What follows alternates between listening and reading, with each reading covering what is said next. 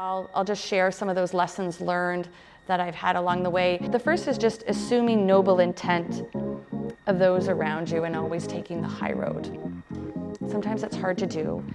As a leader, a couple of things that I try and embody. I try to create that culture of trust, that transparency, setting a clear vision for my team.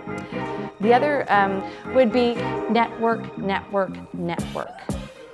We think of this as a perk, but we don't appreciate the value that it provides.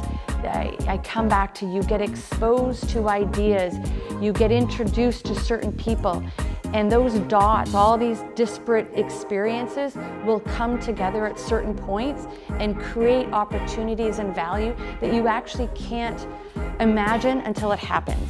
And so networking is not a perk, it is an absolute must. You need to be smart about what you're doing and whom you're doing it with, but it is something that, again, I would schedule this and make sure that on a weekly basis, however you want to do it, it becomes part of what you do, becomes part of your job.